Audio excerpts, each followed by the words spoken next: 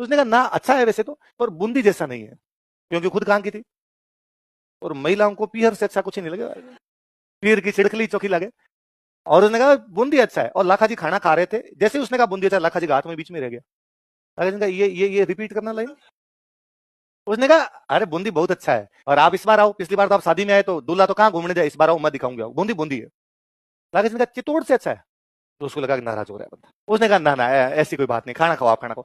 लाखा जी ने खाने की बात नहीं, पहले ये बता चित्तौड़ अच्छा है बूंदी अच्छा। उसने कहा नहीं चित्तौड़ भी अच्छा है। लाखा जी ने कहा सीरियसली बता, चित्तौड़ अच्छा है या बूंदी अच्छा है। उसने कहा बूंदी।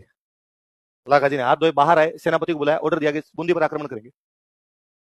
इस दुनिया में चित्तौड़ से अच्छा किला नहीं है, और यदि रानी का कहना है कि चित्तौड़ से अच्छा क्या है बूंदी, तो गिरा दिया जाए।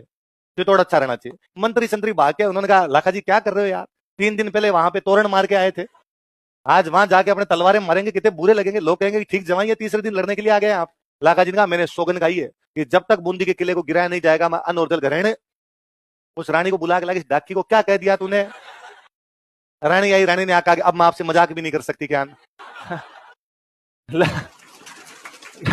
लाखा जी ने कहा नहीं, मैंने तेरे से 3 बार पूछा था, सीरियसली बता दे, और तूने कहा था कि नहीं सबसे अच्छा क्या है बूंदी, अब तो बूंदी गिराया जाएगा भाई साहब। बाद में कोई मंत्री थे सियाने, उन्होंने कहा कि लाखा जी ये काम करते हैं, चित्तौड़ के बाहर एक कमरा बनाते हैं और कमरे पे लिख देते हैं बूंदी का किला।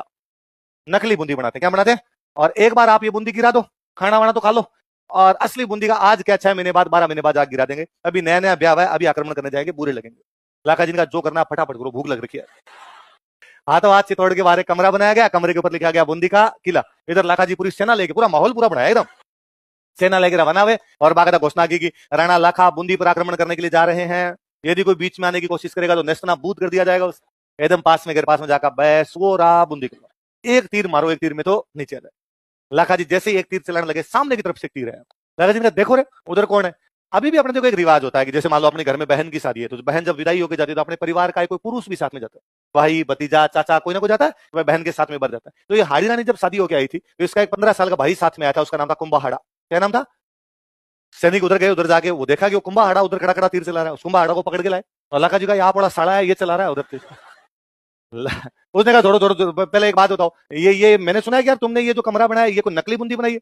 कहा हाँ यार साइड में आजा, लाखा जी कसम पूरी करने दे एक बार। उसने कहा नहीं, जब तक एक एक हाड़ा जिंदा है, बूंदी भले ही असली हो भले ही नकली, बूंदी नहीं गिरेगी।